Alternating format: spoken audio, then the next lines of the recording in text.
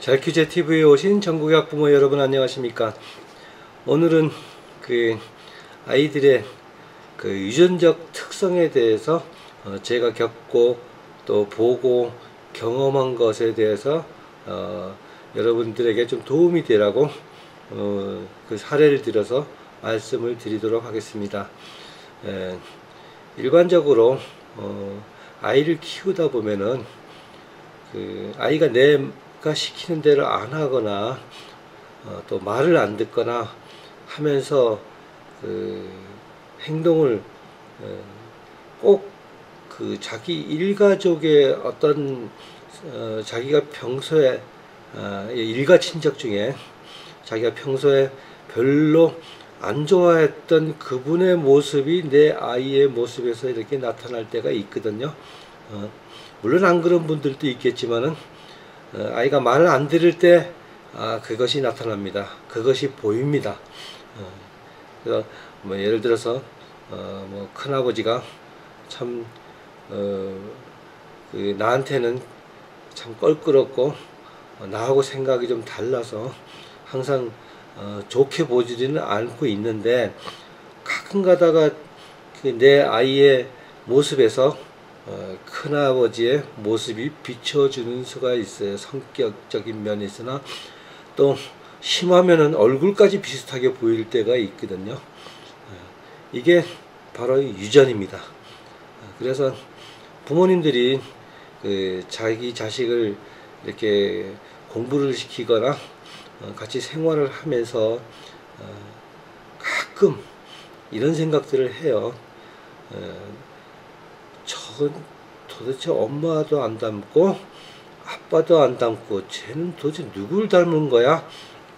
하고 한탄 비슷하게 할 때가 있거든요.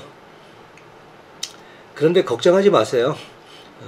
그거는 아이가 자라는 과정에서 그 가문의 양쪽 가문에 있는 모든 유전자가 번갈아 가면서 한 번씩 이렇게 나타난다고 저는 그렇게 보거든요. 그래서 영원히 끝까지 가지는 않아요. 그래서 부모님들이 그게 이제 아이들이 말 안 들을 때 속이 상하거나 이럴 때 그렇게 비춰지는 거죠. 주변에서 찾다 보니까.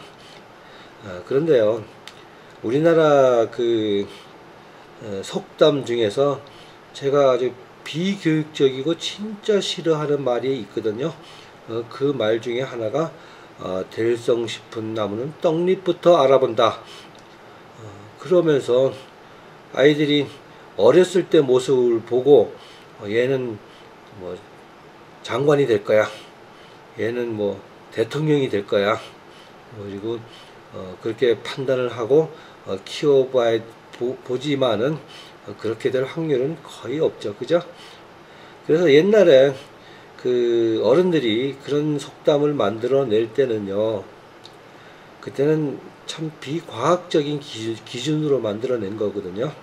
그래서 현대에 와가지고 옛날 어른들이 아이들을 보고 판단할 때 얘는 될성 싶은 나무야 하는 그 기준이 잘 보면은 앉아서 듬직하게 앉아 있고요, 말 시키는 대로 잘 듣고요, 이거 해 그럼 네 하고 하고요, 저거 해 하면은 두 말 않고 합니다. 그리고 10시에 자 밤에 그럼 예 하고가 들어가 자고요, 또 듬직하게 앉아서 부산스럽지도 않고 아주 진짜 보니까 듬직해요. 자, 이런 아이가 과연 사회생활을 잘 할까요? 아니거든요. 제가 볼 땐 그렇지 않다고 봅니다. 어린아이에 그저 사부작거리고 또 유아기 때는 침 질질 흘리면서 이것 보면은 참견 안 하면 못 베기고 또 저거 보면은 굳이 하려고 들고 미운 1살인가 미운 3살인가 할 짓은 다 하거든요. 싫어하는 부모가 관리하기 싫고 부모를 귀찮게 하는 행동을 합니다. 이거는 가만히 앉아있는 아이보다 제가 볼 때는 나아요. 훨씬 낫고 또 앞으로 세상 살아가는 것도 훨씬 낮게 살아갑니다. 그런데 이런 아이들을 이해를 못하고 항상 남의 집 아이를 이렇게 보고, 그러니까 내가 이 아이를 키우다가 지쳐서 나 보니까 옆집을 살짝 보니까 아주 듬직하고 엄마가 시키는 대로 내 한단 말이에요. 나도 저런 애들 말 잘 듣는 애 한번 키워봤으면 하는 생각을 갖지만요, 천만에요. 내 잘 사부작거리고 이리저리 뛰고 그저 말 안 듣고 하는 내 아이가 훨씬 더 사회성이 있고 발전할 가능성이 있습니다. 그래서 맨날 남의 집 듬직한 아이처럼 못 된다고 실망할 것도 없고요. 그렇다고 그 아이의 재능을 어려서부터 이렇게 누르면은요, 언젠가는 그게 또 폭발을 하거든요. 그러지 않도록 잘 컨트롤하는 게 바로 부모의 지혜죠. 그래서 아이는 자라서 무엇이 될지 몰라요, 사실은. 일단 제일 중요한 거는 뭐 건강하면 제일 좋다 이러지만은요, 그 아이의 특성은 자라면서 유전적 형질이 계속 나타나기 때문에 그 나중에 어떤 분야를 이렇게 가서 그 큰 공적을 세울지는 그건 아무도 모르는 것입니다. 그래서 제가 제목에서 말하는 그 3살적 버릇 80까지 간다 하는 거는요, 그 옛날 사람들은 그 벌써 애가 태어나서 자아가 형성이 되고 자기 의사를 이렇게 표현할 때가 되면은 주워 눌러 가지고 이건 하지 마라. 그래서 주워 눌러서 그 나쁜, 그러니까 부모 기준으로 봐서 나쁜 그 습관이나 이런 것을 고쳐라. 그래서 3살적부터 버릇을 들여라.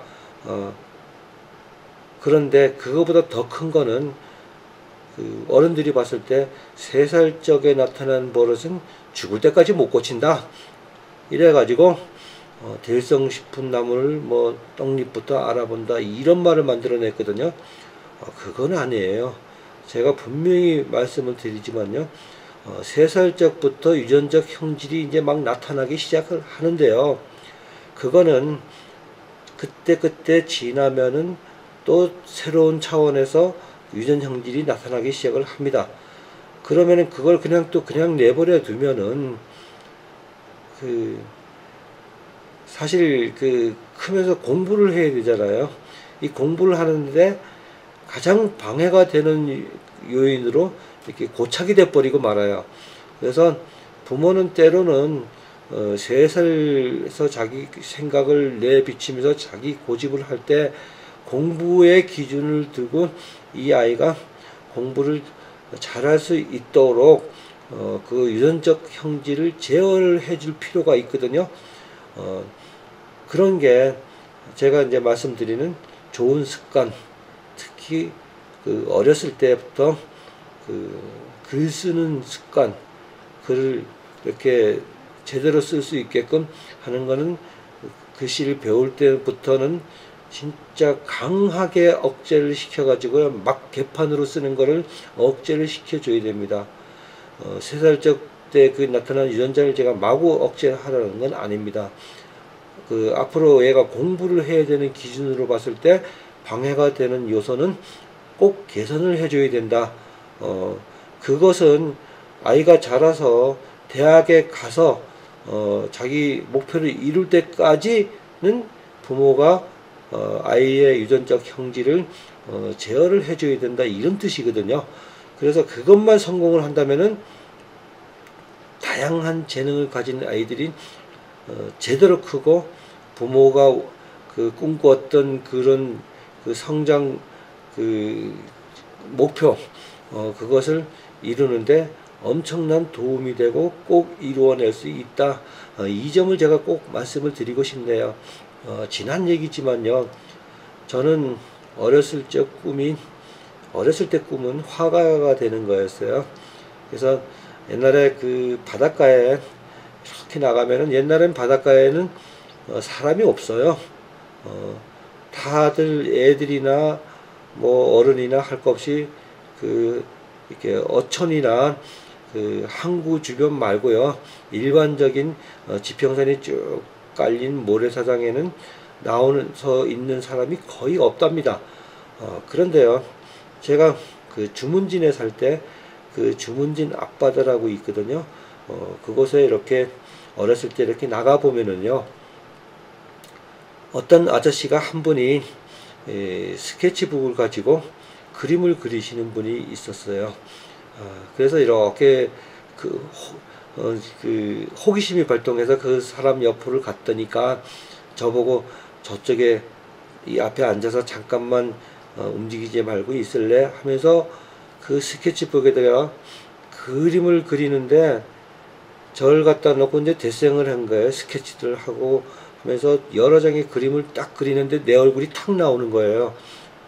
저는 깜짝 놀랐거든요. 야, 어떻게 저렇게 빠른 속도로 나를 그려내나. 그러면서 그 다음 날도 또 궁금해서 나가보면 또 그분이 그 바닷가에 있는 여러 가지 그림을 스케치를 하고 계시더라고요. 그래서 야, 이거 참 신기하다. 이건 완전히 매직이다. 마법이고. 그래서 해보니까 그림 그리는 게 참 재밌거든요.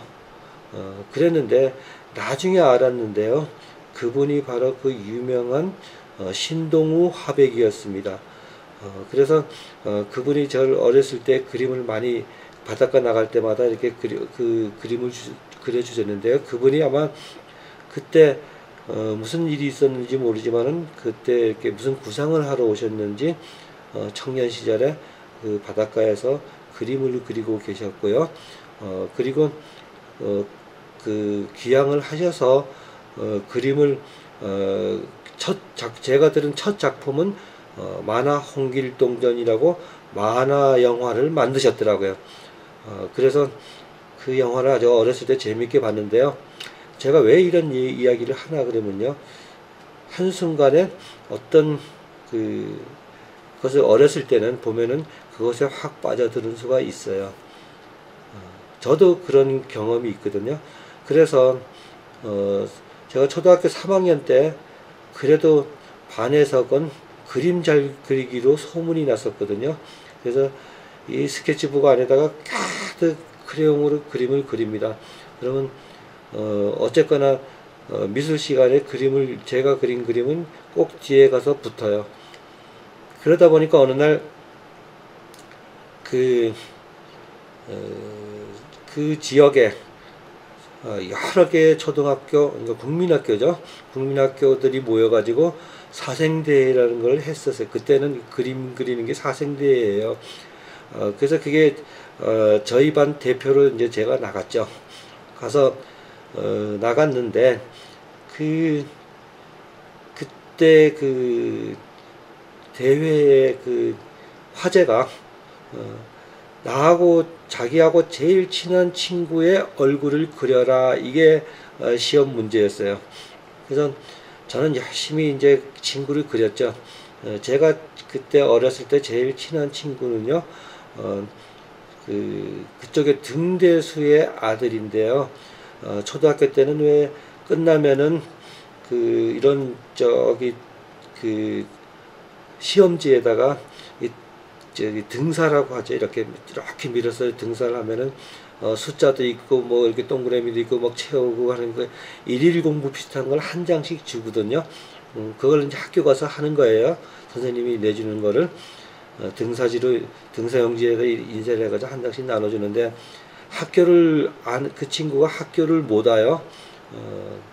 그러면 이제 제가 그날 한 거를 가지고 집하고 반대 방향인 등대 꼭대기까지 올라가는 겁니다. 그 친구한테 전해주러요. 이 친구는 학교에 며칠 나오고는 뭐 한 달이건 두 달이건 못 나와요. 몸이 아파서. 그러면 이제 제가 이렇게 공부한 그 프린트지를 하나를 들고 그 친구를 전해주러 가면은요, 그때는 그렇게 전기 시설도 좋지 않아 가지고 컴컴한 방에서 하얀 얼굴을 아주 병에 지쳐 가지고 이렇게 아주 보기 힘든 얼굴로 저를 반갑게 맞이해 줍니다. 그러면 그 종이를 전해주고 저는 다시 등 뒤에서 내려와서 그 집에까지 그 먼 길을 가게 됩니다. 그러면은 제 머릿속에는 그 어둠 속에서 이렇게 나타나는 제 친구의 얼굴이 항상 이렇게 각인이 되어 있거든요. 그런데 미술 대회에서 제목이 친한 친구의 얼굴을 그리라고 그러니까 그걸 어떻게 그려요? 자, 얼굴은 하얀색을 칠했죠. 눈은 회색을 칠했어요. 항상 이렇게 아파서 골골하니까 힘없는 얼굴에 거의 제가 만나고 얼마 안 있어서 또 죽었거든요. 그 흐린 눈, 회색빛 눈, 그 눈을 회색으로 칠하고 얼굴은 하얗게 칠하고 머리도 회색으로 칠하고 그리고 반은 그 얼굴의 반은 하얀색으로 이렇게 하고 반은 빨간색으로 하고 이렇게 그렸거든요. 그리고 이제 그 사생대에 나가서 그 제가 그린 거를 이제 제출했어요. 죄송합니다. 그리고 이제 그 심사위원 각급 학교에서 온 선생님들이 그걸 심사를 하고요. 한 1시간 뒤에 그림을 이제 쫙 붙이더라고요. 그 뽑힌 그림들을 그 뒤에 칠판에다가 쫙 붙여요. 그래서 끝에서부터 동상 아이의 몇 명 작품을 이렇게 잘 그렸어요. 진짜 이거는 뭐가 잘못됐어요. 이렇게 쭉쭉 나오는데요. 그 다음에 그 맨 앞에 제 그림이 이렇게 딱 걸려 있거든요. 그래서 이렇게 순서가 동상, 장려상, 동상, 은상, 금상 이렇게 갈 때는 제가 야, 이건 무슨 대단한 상을 받는구나 이렇게 생각을 했는데요. 금상까지 발표를 하고요. 제 작품을 이렇게 지적을 하면서 선생님이 앞으로 이딴 식으로 그림을 그리는 애들은 그 미술대회, 사생대회에 보내지 마세요. 어느 학교 아인지는 모르겠으나 눈이 어떻게 회색이고 얼굴이 어떻게 반이 하얀색이고 반이 빨간색이냐 그리고 머리는 이게 회색이 이게 뭐냐 만화도 아니고 하면서 거기서 핀잔을 주는데 제가 그 얘기를 듣고 굉장한 충격을 먹었거든요. 초등학교 3학년 때예요. 야, 나는 진짜 그림에 재주가 없구나. 진짜 그렇게 생각을 하고 그 다음부터 그림을 안 그렸거든요. 제가 거기까지 오기에는 그림을 그리는 게 너무 좋아가지고 어딜 가더나 사방엔 좀 낙서를 하고 그릴 데가 없으니까 그러다가 이제 맞기도 많이 맞고 그랬는데요. 나이가 들어서 그때 생각을 이렇게 하면은요, 제가 그 시험 문제 그대로 자기가 가장 친한 친구의 얼굴을 생각나는 대로 그려라. 그랬을 때는 제 생각이 들어가야 되는 거 아니에요. 저의 경험이 들어가야 되는 거고. 그래서 그렇게 표현을 했는데 그때 그 선생님들은 사람을 그린다 그러면 아주 이쁘게 머리도 이렇게 여자애들은 따고 리본도 붙이고 색깔도 다 맞춰야 되고 사람같이 그리는 것을 원했던 모양입니다. 저는 저의 생각대로 그린 건데 거기서 아주 전교 각급 학교 다 모인 애들의 잘못 그린 그림의 표본으로 뽑혀가지고 망신을 당한 거죠. 근데 제가 미술 선생이었으면 그렇게 얘기는 안 했을 겁니다. 최소한도 이리 나와서 이 그림에 대해서 설명을 좀 해봐라 이랬을 텐데 참 그렇지만 원망은 안 해요. 그 시절은 그랬으니까요. 그걸 현대 기준에 맞춰서 옛날 선생님들을 폄하하거나 그럴 생각으로 말씀을 드리는 건 아니에요. 제가 왜 이런 말을 하느냐. 그래서 자식을 키우는 부모님, 최소한도 부모님들은 아이의 그 유전적 성향이 자주 이렇게 번갈아 가면서 나타나니까 억제도 해 주어야 되겠지만은 최소한도 아이의 이야기를 한번 들어보고 그리고 그게 왜 그런지 맞지는 않지만 그래도 시도는 해봐라. 말로 설득을 해봐라. 그리고 진행을 해달라. 이 부탁을 드리고 싶어서 지금 말씀을 드리고 있는 거거든요. 그래서 크면서 계속 유전적 형질을 부모님들께서는 이거는 유전이다. 나하고 나의 뭐 남편이든가 배우자 사이에서 나타나지 않았던 어느 조상 어느 부분에서 있었던 유전자가 그건 없어질 수 없는 거거든요. 한두 개 나타나는데 나도 열심히 했고 성실히 공부를 했고 학교도 또 좋은 데 나왔고 아빠도 좋은 데 나왔고 이래서 마치 자기 아들은 이거 어디서 외계인에서 온 애들처럼 생각을 해서는 안 된다. 다 지나가는 과정이지만 그것은 대학교 갈 때까지만 부모가 커버를 해줘라. 그리고 설득을 하고 설명을 하고 그리고 왜 이렇게 되는지 최소한도 강제력을 동원해서라도까지 그것은 부모님이 끝까지 방어를 해줘야 될 의무가 있다. 그래야 그런 시절이 지나가서 무사히 내 자식은 내가 원하는 대로 가서 그런 시절을 무사히 잘 극복을 할 수 있다. 이런 말씀을 드리고 싶어서 오늘 이런 이야기를 하고 있거든요. 그래서 제가 추가로 이렇게 말씀을 드리면요. 어렸을 때 사람 말고요.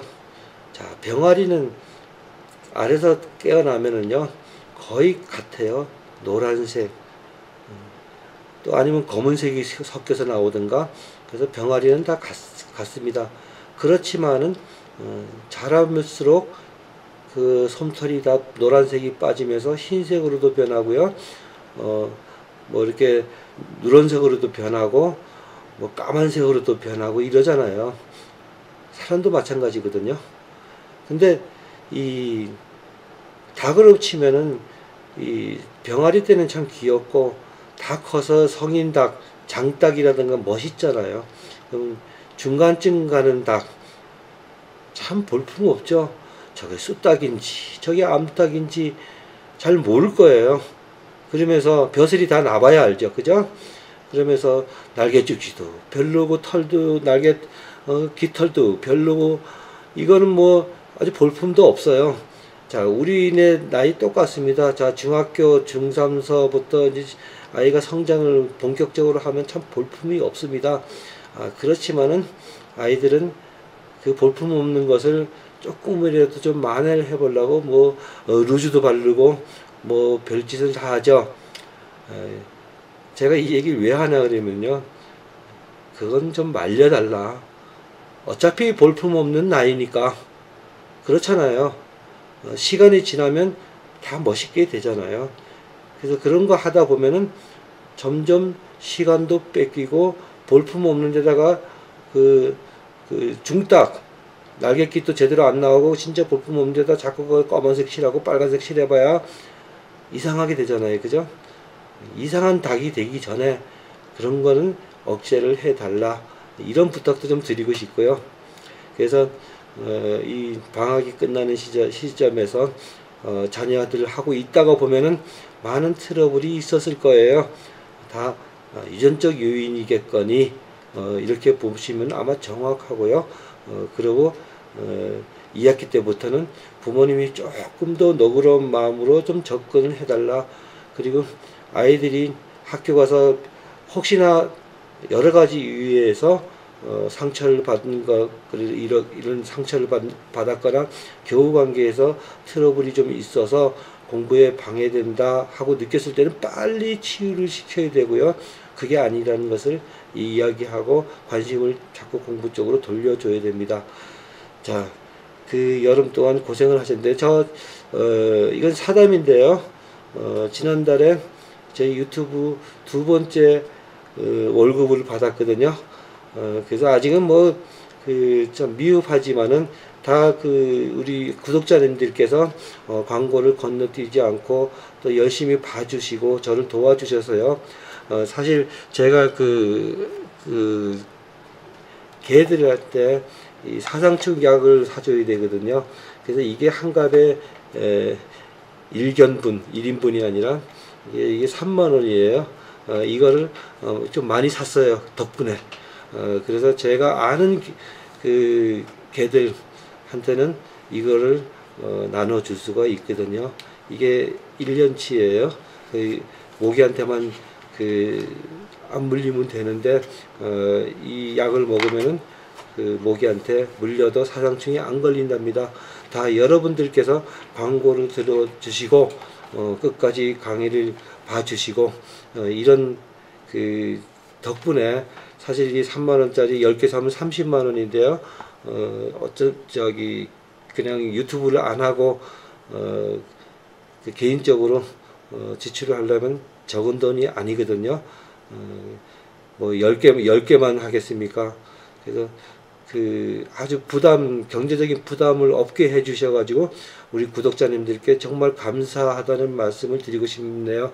정말 감사합니다. 그래서 저는 열심히 여러분들에게 제 경험을 들려드리고 또 여러분들의 성원의 힘을 얻어서 저도 부담 없이 이 사상충약을 사서 우리 세상을 같이 사는 동물로서 사상충에 걸려서 뛰지도 못하고 그러고 죽는 일 없도록 그래도 살 때까지는 잘 살다 갈 수 있게 저도 끝까지 노력을 하고 싶거든요. 그러니까 우리 구독자님들께 감사하다는 말씀을 거듭 드리겠습니다. 대단히 감사합니다. 다음 시간에 또 뵙겠습니다.